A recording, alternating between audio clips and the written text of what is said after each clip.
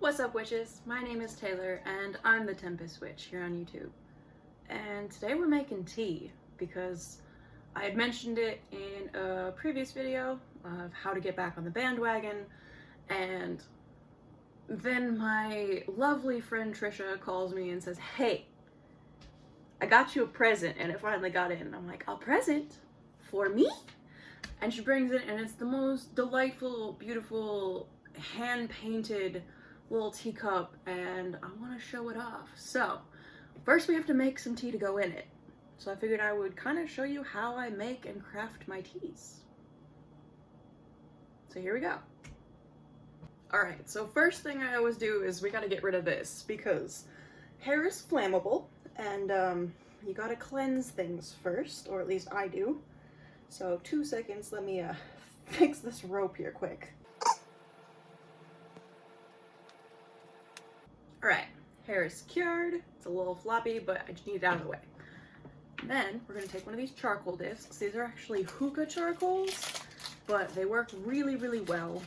So, got a cast iron cauldron. Make sure if you burn anything in your house, make sure you're doing it in a flame-proof vessel. Cast iron is a great one.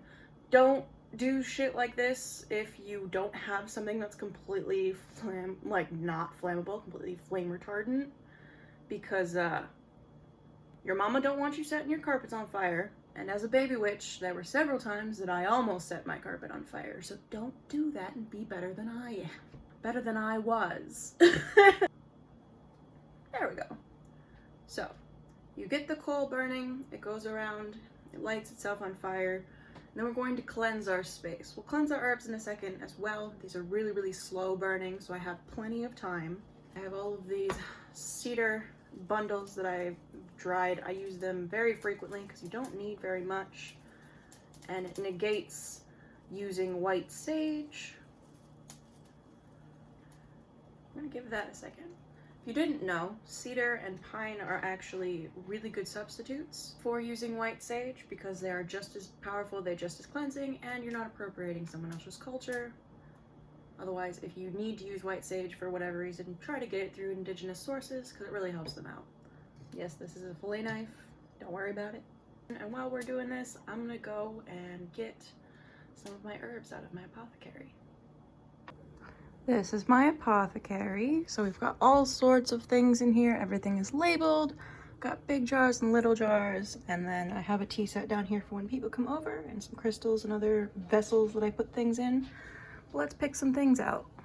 Because I like the mug so much, I think we're gonna make some self-love tea just to break it in a little bit.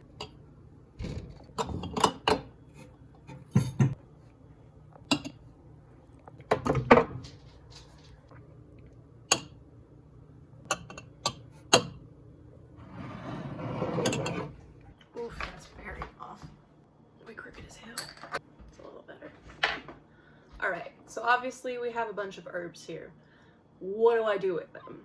We could just throw them into a vessel and make some tea. That'd be really simple. But I find that when I burn the herbs with the intention of making them a little bit more powerful, they increase everything I'm trying to manifest. I brought my throw jar. This is a throw jar. It's not the same as an offering jar. It's the remnants and the extras of whatever spell you're doing that you can then compost and return back to the earth, which I think is really important. So let's get started. Got a little bit of honeybush tea. This is the base of most of my teas. It's similar to a black tea in flavor, but it's a lot sweeter. I'm gonna use that and just offer that up. And then we're gonna add some hibiscus because it's light and self-love and aromatic, used for beauty and positive essences. And we've got some chamomile. Everybody knows chamomile. It's calming, it's lovely. Honestly, you should add chamomile to everything because it just relaxes you, makes you feel better, makes everything great. We've got lavender. I'm a lavender witch. I put it in everything. I love it. Okay, story time for 2 seconds as I'm doing this. I bought a bunch of herbs online, right? And my brain went, oh, 32 ounces is about 1 mason jar. That's what it's written on the side, right? I didn't realize that herbs are sold per weight and not volume. So all of a sudden this box shows up at my house that's like this big. You can't even see it. It was so big and it was huge and it had all of my herbs in it and I'm like, ooh, I fucked up. So that's why I have such a large apothecary. It wasn't supposed to be that big, but I try to use things more frequently.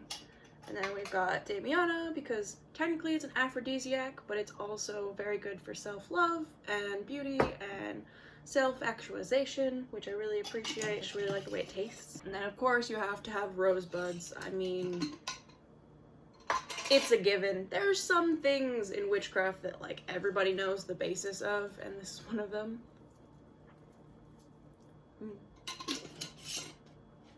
It smells so nice. And calendula, I really like calendula. It's kind of like marigolds. It's the dried version of that, but they're very healing and uplifting. They're very sunshiny in their energy, and I just really appreciate the way they taste as well. Then just for a little bit of kick, we got some ginger. It's really good for like nausea and settling anxieties, so I figure I'm just gonna use a little bit of that. It smells really good. I wish you guys could smell this. All right, delightful. Should we make some tea? All right, so our offering's been made. Energies are very good. Everything's very bright and sunshiny and it feels great. I have my teapot. You can kind of use whatever you want. The teacup that I was given by Tricia isn't meant for boiling water to be poured directly into it. It's very important that you checked that your drinking vessels are able to withstand boiling water. That one is not, so we're gonna use a teapot. Very simple. It's got a strainer inside of it, so you just put the herbs in it, you pour the water over it, you put the cap on top. It steeps for a while, and then you just hold it as you pour it out. That's what we're using, as well as my jade mortar and pestle. See, my fiance and I went to a museum in Chicago, and starting from the top, we're going to blend all of our stuff together. It's the one thing. My fiance will come home from work in a few hours and he'll be like, you were doing witchcraft again, weren't you? How could you tell? Because there's herbs all over the table again. It's like, oops. Yes, but I love him. He's very tolerant of all of my shenanigans.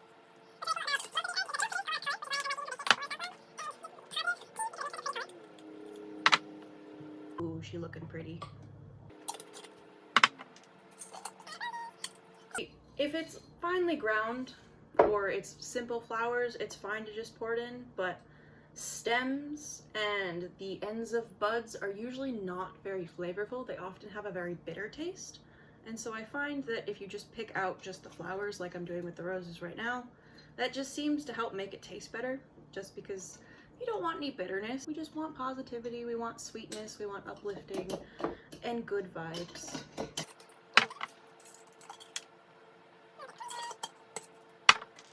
We're gonna do about half a teaspoon of ginger. You don't want a lot because it's a very overpowering taste, but we do want just enough. I'll put it up here so you can see it.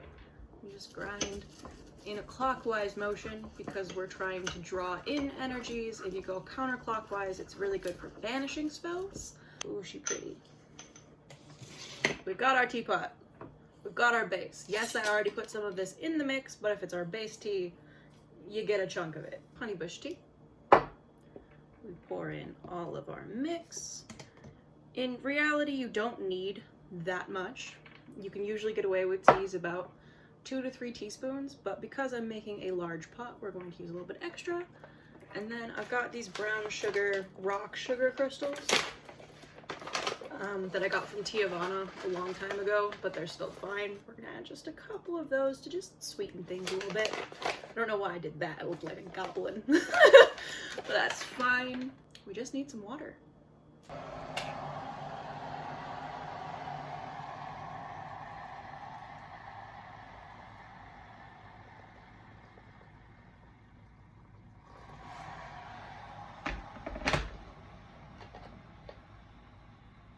Now we wait. Because it's an herbal tea, I would recommend steeping it for About 4 minutes. You don't want to over steep teas just because they start to get bitter. Black teas, you don't really want to go more than about 2 to 3 minutes. Herbal teas, you can go up to 6, but it's very much, you want to steep them less than steep them more, unless you like really intense, bold flavors, which, if that's your thing, do your thing. That's not what I want. Wet leaf water. That's what I want. I want my wet leaf water and a little bit of honey. For the magic of editing, everything's put away. This is my teacup. Isn't it adorable? And this is kind of the moment of truth. Sometimes my teas don't work, sometimes they do, and then I reflect on what I like and what I don't want in it again. So.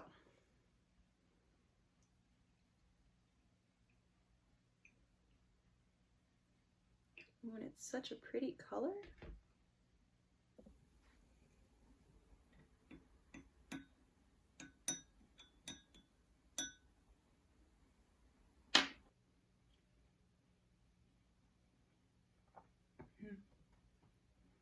It's sweet, it's a little spicy, it's floral, but also earthy.